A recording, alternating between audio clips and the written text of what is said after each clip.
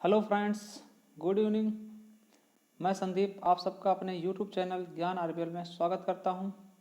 तो आज हम उत्तर प्रदेश के परिचय के बारे में देखेंगे, अपने यूपी के बारे में, यूपी स्पेशल से रिलेटेड देखेंगे क्योंकि हमारे आने वाले एग्ज़ाम हैं। जैसे कि 24 दिसंबर को जूनियर असिस्टेंट का पेपर लगा हुआ है और उसके पहले जेल फॉरेस्ट गार्ड का, इसके बाद जेल वार्डन, फायरमैन और घुड़सवार के पेपर भी लगे हुए हैं। तो चलिए देखते हैं उत्तर प्रदेश के बारे में। सबसे पहले हम इसका उत्तर प्रदेश को देखते हैं कि किस अक्षांश में स्थित है। तो अगर इसका हम भौगोलिक तरीके से देखते हैं तो ये राज्य जो है 23 डिग्री 52 मिनट उत्तरी अक्षांश से लेकर 30 डिग्री 24 मिनट तक स्थित है। अगर बात करते हैं पूर्वी देशांतर से तो 77 डिग्री 5 मिनट से लेकर के 84 डिग्री 38 मिनट तक ये पूर्वी देशांतर तक फैला हुआ है। अब बात कर लेते हैं इसके क्षेत्रफल की। तो यहाँ से इम्पोर्टेंट क्वेश्चन आता है कि क्षेत्रफल की दृष्टि से उत्तर प्रदेश कौन सा राज्य है। तो बात करते हैं क्षेत्रफल कितना है इसका, तो 2,40,928 वर्ग किलोमीटर। याद रखेंगे 2,40,928 वर्ग किलोमीटर। और भारत में क्षेत्रफल के दृष्टि से इसका चौथा स्थान है और जनसंख्या की दृष्टि से जैसा कि पता ही है ये भारत में पहला स्थान रखता है। अब बात करते हैं कि इसका तो चौथा स्थान है मगर ये किसके बाद है। तो पहले स्थान पर राजस्थान है क्षेत्रफल की दृष्टि से, दूसरे पे मध्य प्रदेश है, तीसरे पे महाराष्ट्र है और चौथे पे हमारा उत्तर प्रदेश आ जाता है। अब बात करते हैं भारत, अगर पूरे भारत की बात कर ली जाए तो उसमें से इसका क्षेत्रफल कितना बड़ा है, तो लगभग 7.33% इसका क्षेत्रफल है। भारत, पूरे भारत की बात करते हैं तब। चलिए देखते हैं, जहाँ से कुछ क्वेश्चन पूछे जाते हैं कि उत्तर प्रदेश के पश्चिम में कौन सा राज्य है, उत्तर में कौन सा राज्य है और दक्षिण में कौन सा राज्य है। तो ये चीज़ें बहुत इंपॉर्टेंट है, यहाँ से याद रखेंगे क्योंकि यहाँ से बहुत ही इंपॉर्टेंट क्वेश्चन पूछे जाते हैं। जैसे कि हम देखते हैं कि जब हम मैप बनाते हैं कोई चीज़ का, तो मैप में हम देखते हैं कि पूरब पश्चिम उत्तर दक्षिण 4 चीज़ें होती हैं। तो इस तरीके से ये अगर बनता है तो ये हमारा ईस्ट हो जाता है और ये वेस्ट हो जाता है, ये नॉर्थ हो जाता है और नीचे की तरफ साउथ हो जाता है। सबसे पहले हम देखते हैं कि उत्तर प्रदेश, मान लिया कि ये हमारा उत्तर प्रदेश है, ये देखिए ये हमारा उत्तर प्रदेश है, ठीक। तो इसका जो है क्षेत्रफल कितना है, हमने लिख रखा है 2,40,928 वर्ग किलोमीटर है। अब हम देखते हैं पूर्वी उत्तर प्रदेश की पूरब से लेकर पश्चिम की लंबाई, यहाँ से लेकर यहाँ तक की लंबाई जो होती है इस तरफ की, और यहाँ से लेकर ये, क्योंकि ये क्या होता है, ये ईस्ट होता है और ये वेस्ट होता है, ये नॉर्थ होता है और ये साउथ। तो ईस्ट से वेस्ट की पूरी लंबाई कितनी है, तो 650 किलोमीटर, मतलब पूर्व से लेके पश्चिम तक की पूरी लंबाई कितनी है, 650 किलोमीटर। अगर वहीं हम बात करते हैं कि उत्तर से लेकर दक्षिण तक की लंबाई, तो 240 किलोमीटर है, 240 किलोमीटर इसकी लंबाई है उत्तर से दक्षिण तक की। तो बहुत ही इंपॉर्टेंट है, इसको हम याद रखेंगे कि पूर्व से पश्चिम की लंबाई 650 किलोमीटर है और उत्तर से दक्षिण की लंबाई 240 किलोमीटर है। अब बात करते हैं कि जो इसके जिले हैं, पूर्वी, सबसे पूर्वी जिला कौन सा, सबसे पश्चिमी जिला कौन सा, सबसे उत्तरी जिला कौन सा है और सबसे दक्षिणी जिला कौन सा है। तो हम उसके बारे में याद रखेंगे कि बात करते हैं सबसे पहले कि इसका सबसे पूर्वी जिला कौन सा है। तो सबसे पूर्वी जिला पड़ता है आपका बलिया, ये बलिया जिला है। सबसे पूरब में अगर जाएंगे हम, पूरब साइड में, तो सबसे अंतिम छोर जो होता है बलिया होता है, जो कि बिहार से लगा हुआ होता है। किस राज्य से, बलिया, सबसे पूर्वी क्षेत्र बिहार से लगता है, ठीक है। तो यहाँ से बलिया जाओगे तो बलिया के बाद बिहार की सीमा शुरू हो जाती है। और बात करते हैं कि यहाँ पे जो बलिया लास्ट पॉइंट होता है, जैसे मान लिया कि इस साइड हमारा बलिया है और इस साइड क्या है, बिहार है, तो इन दोनों को विभाजन कौन करता है, मतलब उत्तर प्रदेश और बिहार का विभाजन किसके द्वारा होता है, तो ये गंडक नदी पड़ती है बीच में, गंडक नदी होती है, उसी के जरिए बिहार और बलिया का विभाजन किया जाता है, मतलब उत्तर प्रदेश और बिहार का विभाजन किया जाता है। तो चलिए हमने देख लिया पूर्वी जिला, सबसे पहले बलिया, बहुत ही इंपॉर्टेंट, याद रखना कि बलिया जो है सबसे पूर्वी जिला है जो कि बिहार से लगा हुआ है। अब अगला बात करते हैं सबसे पश्चिमी जिला। तो सबसे पश्चिमी जिला हमारा शामली पड़ता है, कौन सा, शामली पड़ता है, और यह जो है हमारे हरियाणा से लगता है, ये हरियाणा राज्य से लगता है। सबसे पश्चिमी जिला कौन सा है, शामली, शामली याद रखेंगे, सबसे पश्चिमी जिला क्या है, शामली, और ये किससे लगता है, हरियाणा। अब देखिए जैसा कि हमने देखा कि उत्तर प्रदेश मान लीजिए यूपी हो गया, यूपी का पश्चिमी जिला शामली हो गया, और इस तरफ क्या है हरियाणा। तो इसके बीच में जो इसका डिवाइड करता है कि हरियाणा और उत्तर प्रदेश की सीमा का निर्धारण किस नदी से किया था, तो यमुना नदी के द्वारा। याद रखेंगे यमुना नदी के द्वारा उत्तर प्रदेश के शामली और हरियाणा का निर्धारण किया जाता है। चलिए देखते हैं नॉर्थ में। तो नॉर्थ की तरफ देखते हैं, सबसे उत्तरी जिला कौन सा है उत्तर प्रदेश का, तो सहारनपुर। याद रखेंगे सहारनपुर सबसे उत्तरी जिला है, यहीं से गंगा प्रवेश करती है, क्योंकि ये सबसे उत्तरी जिला है, यही उत्तराखंड से है, तो याद रखेंगे। तो बात करते हैं सबसे उत्तरी जिला कौन सा है, सहारनपुर। और ये किससे लगता है, तो सहारनपुर हिमाचल प्रदेश से, ये अपने हिमाचल प्रदेश से सबसे उत्तरी भाग का प्रतिनिधित्व करता है, तो हिमाचल प्रदेश से याद रखेंगे लगता है। वैसे लगता तो तीन देश मतलब 3 राज्यों से इसकी सीमाएं छूती है, मगर जो सबसे उत्तरतम बिंदु है वो हमारा हिमाचल प्रदेश से लगता है। और इसका निर्धारण हमारे शिवालिक पर्वत से होता है, जो जैसे मान लिया कि ये सहारनपुर है और इधर हिमाचल प्रदेश, तो ये बीच में किसके द्वारा इसकी बाउंड्री का विभाजन होता है, तो शिवालिक पर्वत। याद रखेंगे शिवालिक पर्वत के द्वारा इसकी बाउंड्री का विभाजन होता है। तो अब देखते हैं दक्षिण में। तो दक्षिण में सोनभद्र, दक्षिण में देखते हैं सबसे दक्षिणतम बिंदु कौन सा, सोनभद्र। सोनभद्र सबसे दक्षिणतम बिंदु है। और बात करते हैं इसका विभाजन किससे होता है, तो इसका विभाजन हमारा यमुना नदी व विंध्य श्रेणियों से होता है। कहीं कहीं क्योंकि ये बहुत ही बड़ा है, क्योंकि ये ऐसा राज्य है जो चार राज्यों से, ये ऐसा जिला है सोनभद्र जो कि 4 राज्यों से मिलकर बना होता है, मतलब 4 राज्यों की सीमाओं को स्पर्श करता है, मध्य प्रदेश, छत्तीसगढ़, झारखंड और बिहार। तो इसके जो है जो बाउंड्री वाल होती है उसका विभाजन किसके द्वारा, यमुना नदी व विंध्य श्रेणी, जो यहाँ पे विंध्य श्रेणी होती है जिसको पहाड़ टाइप के होती हैं, पर्वत होते हैं थोड़े छोटे छोटे, तो उसके द्वारा इसका विभाजन किया जाता है। तो याद रखेंगे ये एकमात्र ऐसा जिला है जो कि 4 राज्यों के साथ सीमा साझा करता है। कौन कौन से राज्य हैं, मध्य प्रदेश, छत्तीसगढ़, झारखंड और बिहार। वेरी इंपॉर्टेंट है, याद रखेंगे। चलिए दूसरी चीज देखते हैं कि उत्तर प्रदेश की सीमा साझाएं कितने राज्यों से करती हैं, तो उत्तर प्रदेश 8 राज्यों और 1 केंद्र शासित प्रदेश जो कि दिल्ली है, तथा एक अंतर्राष्ट्रीय सीमा बनाती है किसके साथ, नेपाल के साथ। तो हम अगर ऐसे देखते हैं तो टोटल 10 लोगों से ये अपनी सीमा साझा करती हैं, जिसमें 8 राज्य हो जाएंगे, 1 केंद्र शासित प्रदेश हो जाएगा और 1 देश हो जाएगा।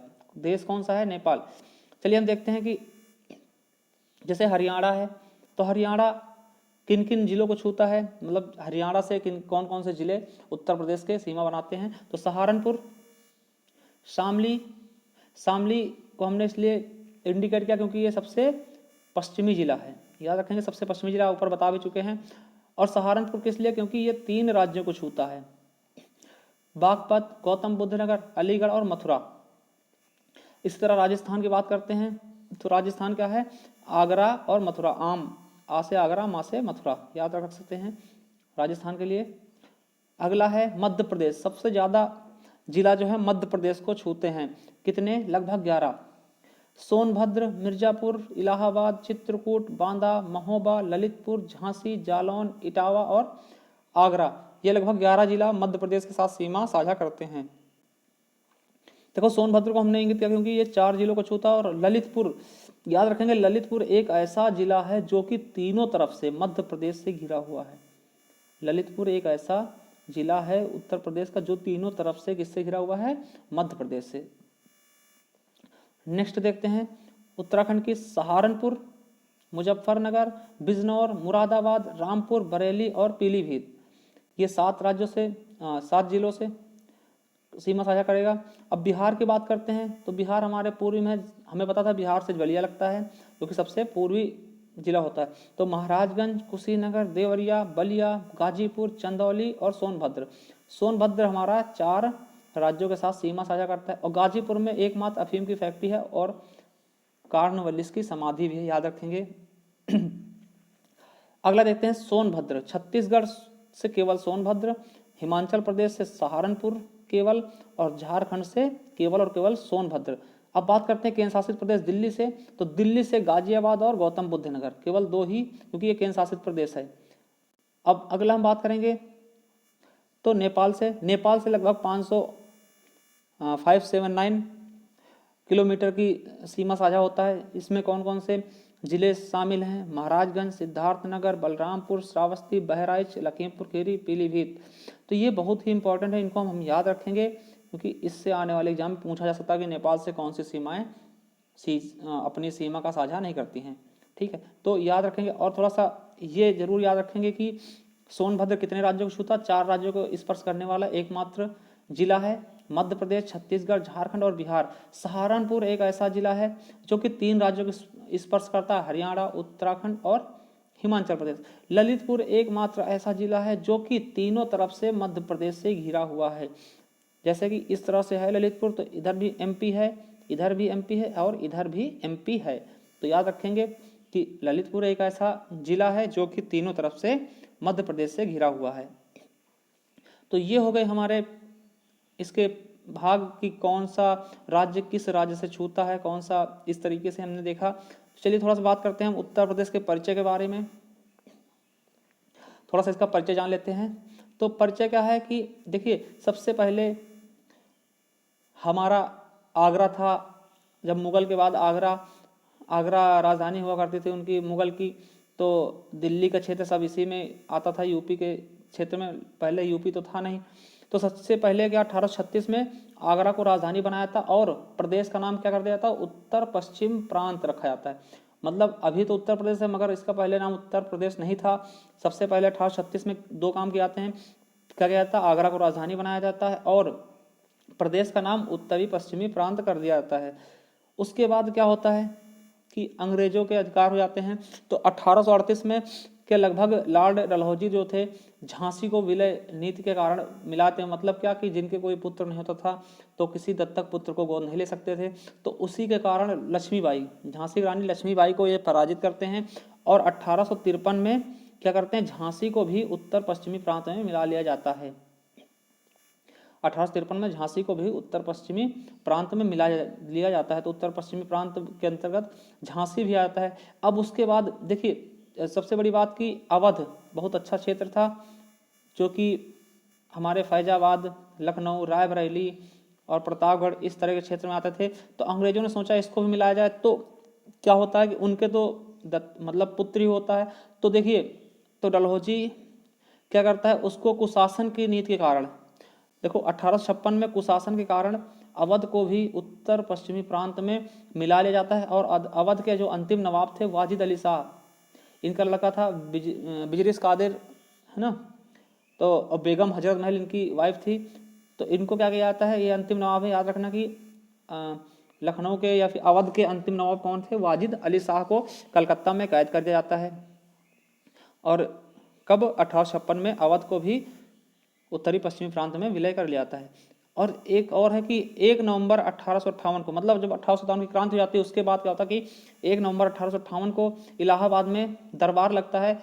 इसी से क्या करते हैं इसी समय से क्या करते हैं? इलाहाबाद को राजधानी बना दिया जाता है। मतलब जब दरबार लगता है 1858 में, इलाहाबाद को राजधानी बनाया जाता है। मतलब आगरा से राजधानी ट्रांसफर करके इलाहाबाद कर दी जाती है। अब देखिए, जो 1858 था उससे पहले उत्तर पश्चिमी प्रांत, मतलब 1858 में क्या करते हैं फिर? इसी में देखो 2 चीज़ें होती हैं। पहले क्या होता है? इलाहाबाद को राजधानी बनाया था और 1858 में ही उत्तर प्रदेश से दक्षिण, मतलब जो दिल्ली होता था, दिल्ली को अलग कर दिया गया, दिल्ली को एक अलग कर दिया गया था। और अब बात करते हैं 1857 से पहले की क्या बात होती थी। देखो 1857 में अवध को तो मिला लिया गया था मगर अवध को क्या करते थे? चीफ कमिश्नर चलाते थे। यहाँ का मतलब मेन जो होता था वो चीफ कमिश्नर होता था। और यूपी का जो उत्तरी पश्चिमी प्रांत था उसका लेफ्टिनेंट गवर्नर होता था। मगर 1857 में क्या करते हैं? इन सबको एक में कर देते हैं। मतलब क्या कि दोनों का, उत्तरी पश्चिमी प्रांत और अवध दोनों का लेफ्टिनेंट गवर्नर ही मेन हो जाता है। मतलब लेफ्टिनेंट गवर्नर के हाथों में दे देता है। मतलब चीफ कमिश्नर को हटा के दोनों का लेफ्टिनेंट गवर्नर संभालने लगता है। और 1857 में ही जब संभालने लगता है तो उसको क्या कर देते हैं? उसका नाम चेंज करके, जो उत्तरी पश्चिमी प्रांत था उसका नाम चेंज करके उत्तरी पश्चिमी प्रांत आगरा एवं अवध हो जाता है। अब बात करते हैं 1902 में। 1902 में इसका नाम चेंज करके आगरा एवं अवध प्रांत रख दिया जाता है। तो याद रखेंगे 1902 में आगरा एवं अवध प्रांत अवध का संयुक्त प्रांत रख दिया जाता है। और 1921 में क्या करते हैं कि लखनऊ को आंशिक रूप से राजधानी बनाया जाता है, मतलब पूर्णतया नहीं, आंशिक रूप से राजधानी बनाने की घोषणा की जाती है 1921 में। उसके बाद जब 1935 में क्या होता है कि भारत सरकार अधिनियम 1935 आता है, सबको पता होगा, जिसके बहुत सी चीज़ें हमारे संविधान में शामिल की गई हैं। तो इसी के माध्यम से लखनऊ को पूर्ण राजधानी का दर्जा दे दिया जाता है। मतलब किस अधिनियम के तहत? भारत शासन अधिनियम के तहत लखनऊ को पूर्ण राजधानी का दर्जा दे दिया जाता है। और इसी अधिनियम के तहत 1937 में इसका नाम क्या? संयुक्त प्रांत रख दिया जाता है। मतलब इसी अधिनियम के तहत इसका नाम संयुक्त प्रांत रख दिया जाता है। किसका? उत्तर प्रदेश का। अब बात करते हैं 24 जनवरी 1950 को इसे उत्तर प्रदेश नाम दिया जाता है।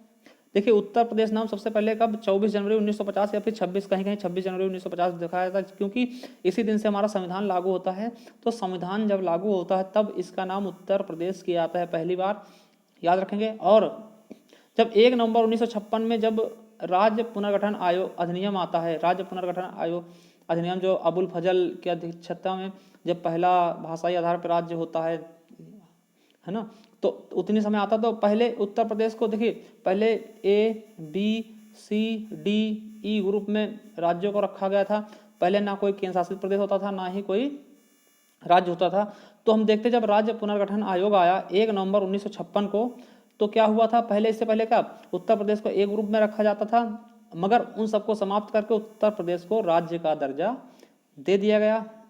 उसके बाद क्या हुआ कि 9 नवंबर 2000 को, अब उसके बाद यहाँ से उत्तर प्रदेश हो गया। उसके बाद 9 नवंबर 2000 को उत्तर प्रदेश के 13 जिलों को काट करके एक अलग राज्य का निर्माण किया गया, जिसे हम उत्तरांचल 27वां राज्य बना दिया गया। उत्तरांचल मतलब क्या किया गया कि जो भी उसके पहाड़ी इलाके थे उनको काट दिया गया, पर्वतीय इलाके जो थे उनको काट दिया गया, क्योंकि वहाँ की जैव विविधता बहुत अच्छी थी, तो उन्हें काट करके एक अलग राज्य घोषित कर दिया गया।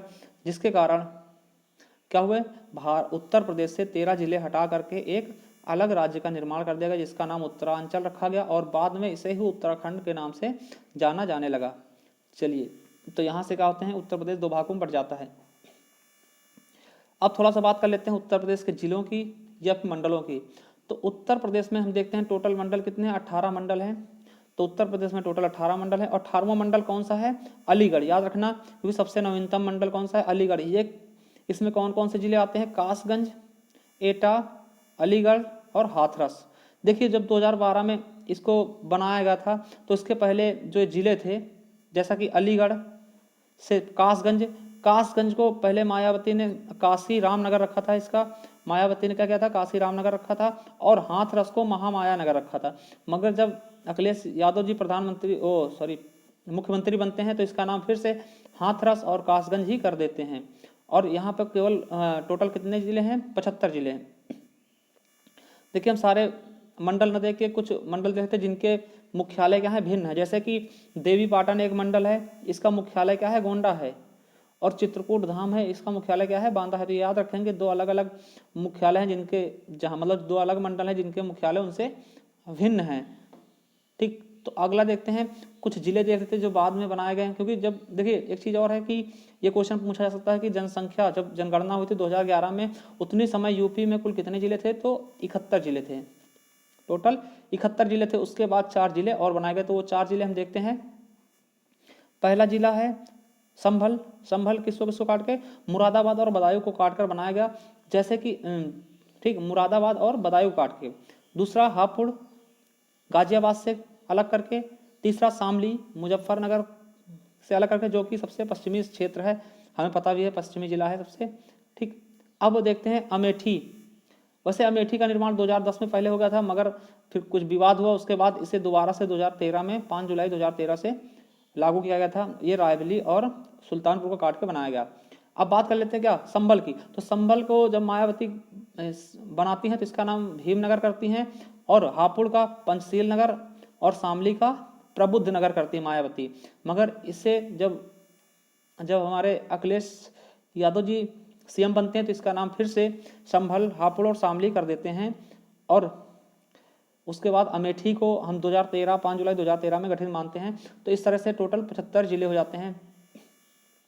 अब बात करते हैं मुख्यालय से भिन्न वाले जिले। अब मुख्यालय जो हैं सभी जिलों के मुख्यालय कहीं कहीं अलग अलग हैं, तो कुछ अलग वाले जैसे अमेठी का गौरीगंज है, संत कबीर का खलीलाबाद, गौतम बुद्ध नगर का नोएडा है, कौशाम्बी का मंझनपुर है, और अम्बेडकर नगर पर अकबरपुर है, कुशीनगर का पटरौना है, कानपुर देहात का अकबर माती है, सिद्धार्थनगर का नौगढ़ है, सोनभद्र का रॉबर्ट्सगंज है, इसको भी चेंज करने के लिए नाम प्रस्ताव रखा गया है, जालौन का उरई, और फर्रुखाबाद का फतेहगढ़, और संभल का पंसावा। अब बात कर लेते हैं सबसे बड़ा जिला कौन सा है, तो याद रखेंगे सबसे बड़ा जिला जो है वह लखीमपुर खीरी है, कितना 7680 वर्ग किलोमीटर है, और दूसरा सोनभद्र जो कि 4 राज्यों से मिलकर बना हुआ है, ठीक है, 4 राज्यों से इसकी सीमाएं लगती हैं, 6905 वर्ग किलोमीटर है इसका लंबाई। और सबसे छोटा जिला कौन सा है, हापुड़ है, याद रखेंगे। और एक चीज़ और सबसे इम्पोर्टेंट क्या है कि जो मानक समय रेखा है, भारत की मानक समय रेखा है, वो कहाँ से होकर गुजरती है, मिर्जापुर जिले के, या फिर कहीं कहीं नैनी इलाहाबाद से दिखाता है, कितने डिग्री, 82.5 डिग्री, ठीक है।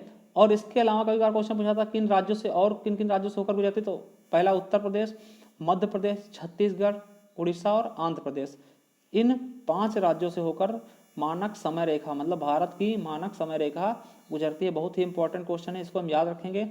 तो चलिए, धन्यवाद। अगर आपको हमारी वीडियो पसंद आई तो सब्सक्राइब करें, लाइक करें और कमेंट जरूर करें।